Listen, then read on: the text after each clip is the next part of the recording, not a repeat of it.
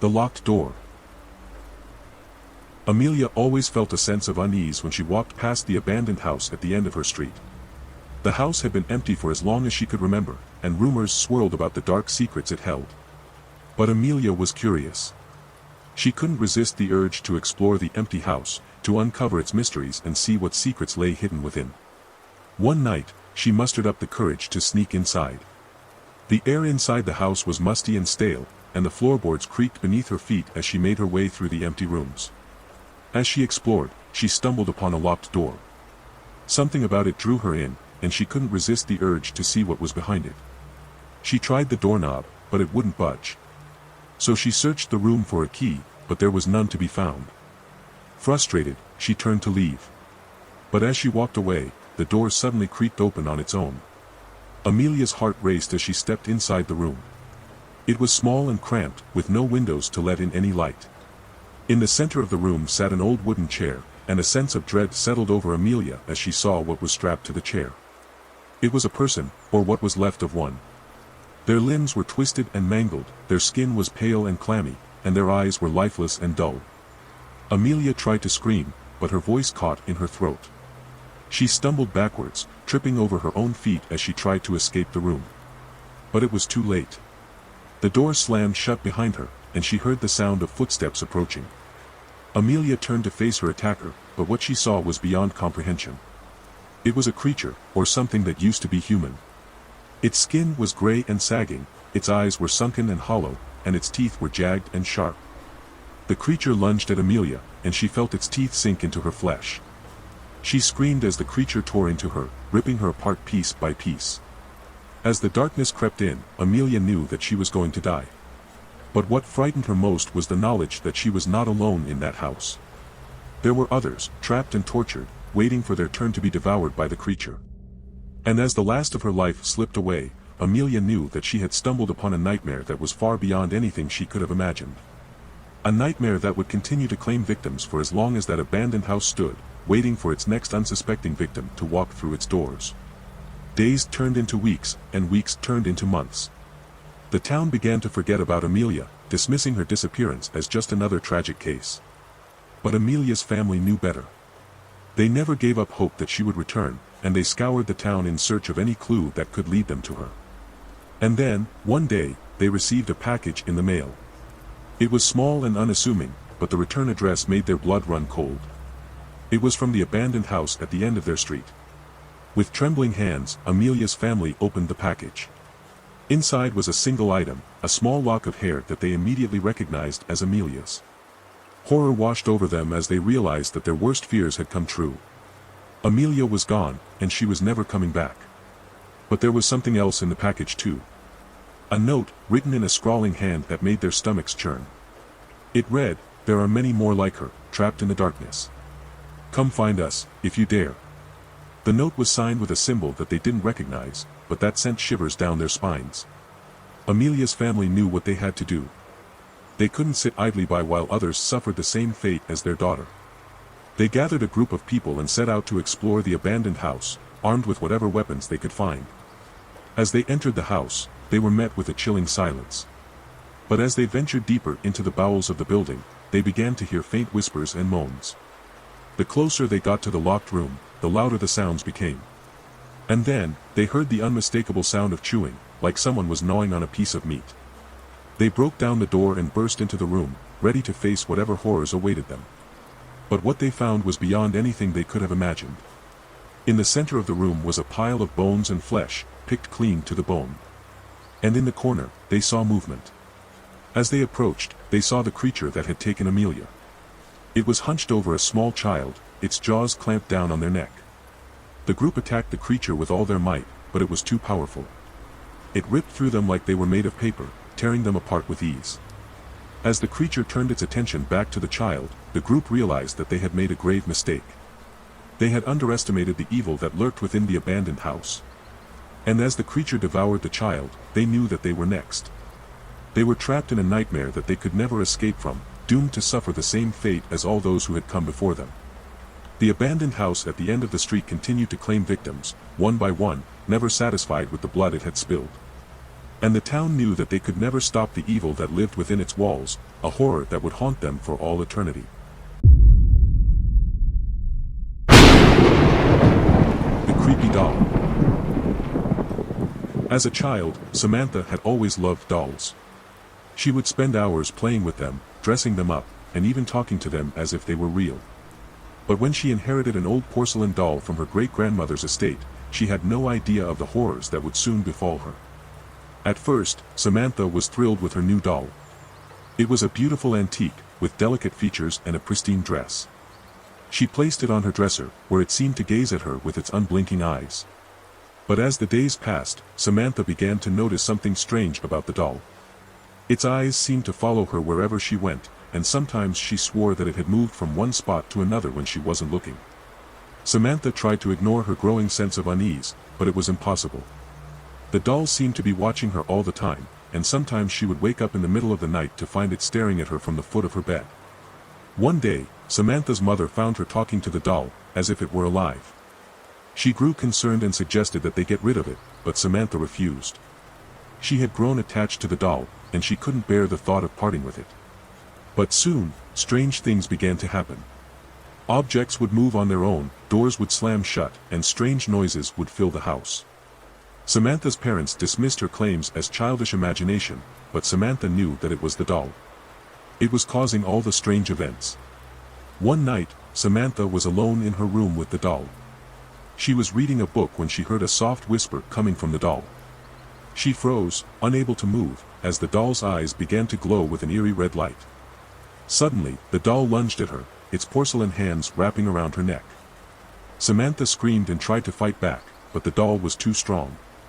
It choked the life out of her, its eyes glowing brighter and brighter with each passing moment. When Samantha's parents found her the next morning, they were horrified. She was lying on her bed, her eyes wide open and her face twisted in terror. The doll was sitting on the dresser, its eyes once again lifeless and unblinking. The police investigated Samantha's death, but they found no evidence of foul play. Her parents were devastated, and they moved away from the house as soon as possible, leaving the doll behind. Years passed, and the doll became a legend in the small town. People would whisper about the haunted doll, and some claimed to have seen its eyes glowing in the darkness. One day, a young girl stumbled upon the abandoned house and found the doll. She was entranced by its beauty and took it home with her. But soon, she began to experience strange events. The doll would move on its own, objects would fly across the room, and eerie whispers would fill the air.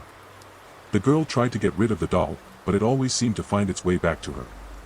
One night, she woke up to find the doll sitting on her chest, its eyes glowing with an intense red light. She tried to scream, but the doll's hands wrapped around her neck, cutting off her air supply. The girl's parents found her the next morning, lying lifeless on her bed, with the doll sitting next to her. They knew immediately that the doll was responsible, but they didn't know what to do with it. They were afraid to get rid of it, afraid that it would find its way back to them or hurt someone else. So they locked the doll in a trunk and buried it in the backyard, hoping that it would never be found again. But the doll was not content to stay buried. It waited, biding its time, until another unsuspecting victim stumbled upon it. And the cycle of terror began anew. The doll continued to haunt and kill anyone who crossed its path, never satisfied and always hungry for more. Years passed, and the house where Samantha had died became a place of legend. People whispered about the haunted doll and the horrors that it had caused. But no one dared to enter the house or disturb the doll's resting place. Until one day, a group of teenagers decided to explore the abandoned house. They had heard the stories, but they didn't believe them.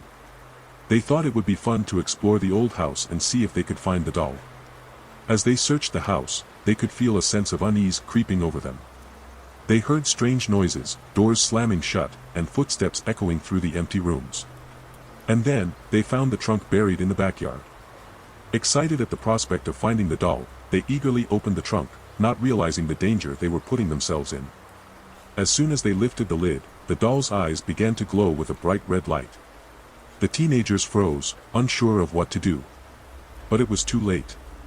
The doll had awakened from its slumber and was hungry for fresh blood. It lunged at the teenagers, its porcelain hands wrapping around their necks, squeezing the life out of them one by one. They tried to fight back, but the doll was too strong.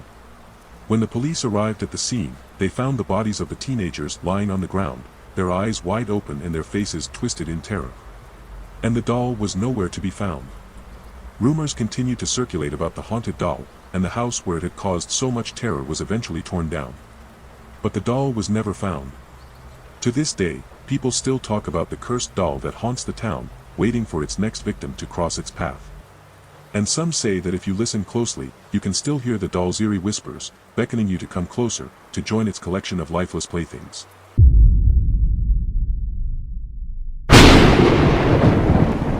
The mirror. Karen had always been fascinated by antiques, and when she inherited her grandmother's estate, she was thrilled to discover a beautiful antique mirror. The mirror was a masterpiece of craftsmanship, with intricate carvings and a gilded frame that sparkled in the light. Karen hung the mirror in her bedroom, and it quickly became her favorite possession. But soon, strange things began to happen. Every time Karen looked into the mirror, she saw a figure standing behind her. At first, she thought it was just her imagination, but the figure grew more and more distinct with each passing day. It was a tall, dark figure with a menacing presence, and it seemed to be watching her every move. Karen tried to ignore the figure and convince herself that it was just a trick of the light. But one night, she woke up to find the figure standing at the foot of her bed. It was so real that she could almost touch it, and she was overcome with fear.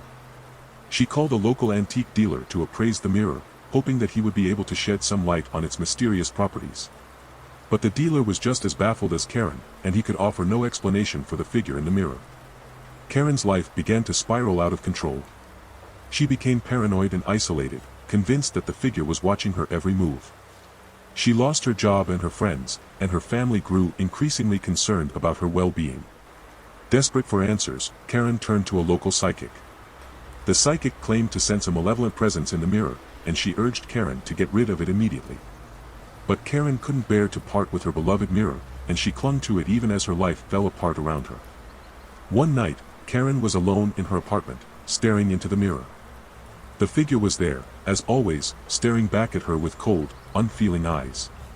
Karen reached out to touch the glass, and suddenly, the figure lunged forward and grabbed her. Karen screamed and tried to pull away, but the figure was too strong. It pulled her closer and closer, until she was consumed by the mirror. Her body disappeared into the glass, leaving behind nothing but a shattered frame and a lingering sense of dread. The authorities searched for Karen, but they found no trace of her. The mirror was eventually sold at an estate auction, and it passed from owner to owner, leaving a trail of death and destruction in its wake. No one knows what became of Karen, or whether she still exists within the mirror. But those who look into it claim to see her ghostly figure, trapped forever in a world of darkness and despair. And as for the mirror itself, it remains a source of fascination and horror for those who dare to look into its depths.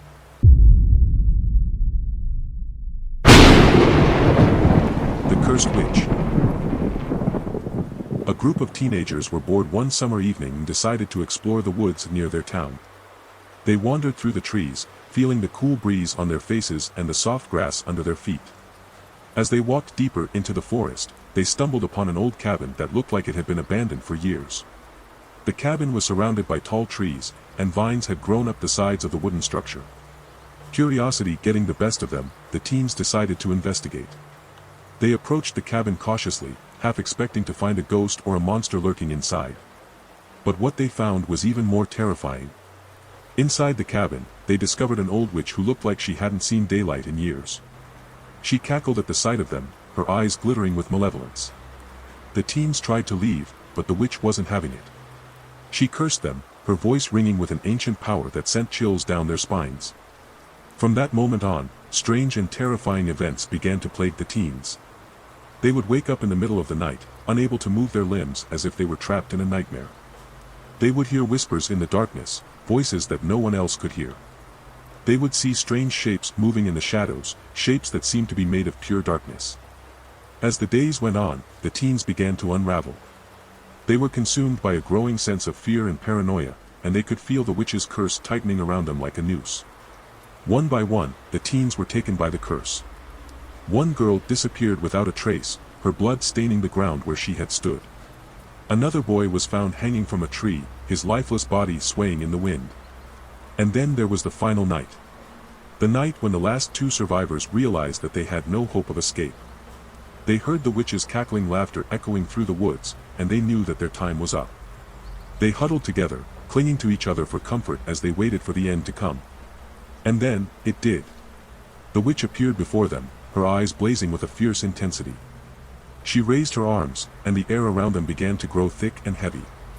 The last thing the teens heard was the sound of their own screams as they were consumed by the witch's curse, a curse that would bind them to the darkness for all eternity.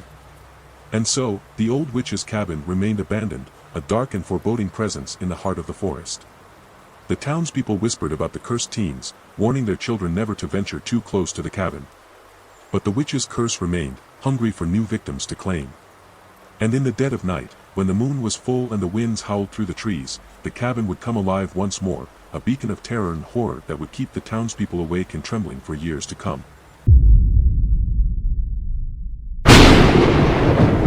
Apocalyptic School. It was just another ordinary day at school for the group of friends. They laughed and chatted as they made their way to their first class of the day. But little did they know, their lives were about to be changed forever. As they sat in class, one of their friends, Sarah, suddenly began to act strange. Her eyes rolled back into her head, and her body contorted in unnatural ways. The friends tried to help her, but they were powerless against the force that had taken hold of her. Sarah's possession was like nothing anyone had ever seen before. She began to terrorize the school in the worst way possible, lashing out at anyone who crossed her path. Her once kind demeanor had been replaced with a malevolent rage that seemed to know no bounds. At first, the friends tried to help Sarah, hoping to find a way to break the demonic hold on her. But as the days passed, they began to realize that there was no hope. Sarah was lost to them forever. The possessed Sarah would sneak up on students in the halls and whisper terrible things in their ears. She would make them doubt themselves and their own sanity, turning them against one another. Rumors spread like wildfire through the school, and soon everyone was afraid to be alone. The teachers tried to intervene, but they were no match for the demon inside Sarah. They were killed in grotesque ways, their bodies left mangled and twisted in the hallways. The school became a battleground, as the possessed Sarah led her army of students against those who refused to submit to her rule. The friends tried to rally their classmates against the demon, but it was no use. They were outnumbered and outmatched. As the days turned into weeks, the situation only grew more dire. The possessed Sarah had taken over the entire school, and there was no one left to stop her. The once bustling halls were now filled with the sounds of screaming and violence. The friends could hear the demon's laughter echoing through the empty rooms, a constant reminder of their impending doom. And then, one day, it was all over. The demon had achieved its ultimate goal, leaving behind nothing but death and destruction in its wake. The friends were the only survivors, but they were forever scarred by what they had witnessed. They tried to move on with their lives, but the memories of that fateful time would haunt them forever. They could never forget the horror they had endured, the terror that had become a part of their everyday lives. And so, the school became a ghost town, a reminder of the evil that had once inhabited its halls. The friends went their separate ways, but they knew that they could never truly escape the demons that still lurked in the darkness. Years passed, and the friends tried their best to forget about what happened at the school. They went to college, got jobs, and started families. But the memories of the possessed Sarah and the horror that consumed their school never left them. One by one, the friends began to experience strange occurrences that they couldn't explain. They would hear whispers in the night, see shadows move across their walls, and feel a cold chill run down their spines. They knew that the demons that had once terrorized their school were still out there, waiting for their next victim. The friends tried to stay strong and support each other, but the fear of the unknown began to tear them apart. Some of them turned to drugs and alcohol to cope, while others isolated themselves from the world. They all knew that they were being targeted by the same demons that had destroyed their school. Then, one day, the friends received a message. It was from Sarah, the girl who had been possessed all those years ago. The message was cryptic, but it was clear that Sarah was still alive, and she wanted to meet them at the school. The friends were hesitant to return to the place where they had suffered so much trauma, but they knew they had to face their fears. They gathered together and made their way back to the school, ready to confront the demons that had haunted them for so long. When they arrived, they found the school just as they had left it. It was abandoned and decayed, a shell of its former self. But as they ventured deeper inside, they could feel the demons closing in on them. Suddenly, they heard Sarah's voice. It was coming from one of the classrooms, and they rushed to investigate. But what they found was worse than anything they could have imagined. Sarah was there, but she wasn't alone. She was surrounded by a legion of demons, all hungry for the souls of the living. The friends tried to run, but they were quickly overpowered. In the end, there was no escape. The demons claimed the souls of the friends, just as they had done with the students and teachers years before. The school remained a cursed place, a breeding ground for the demons that roamed its halls. And so, the friends became just another chapter in the school's long and bloody history. They were remembered only as victims, their lives cut short by the demons that had consumed them. Their legacy would forever be tied to the horror that had once consumed the school, a reminder that some demons never truly die. That was it for this video. See you next time.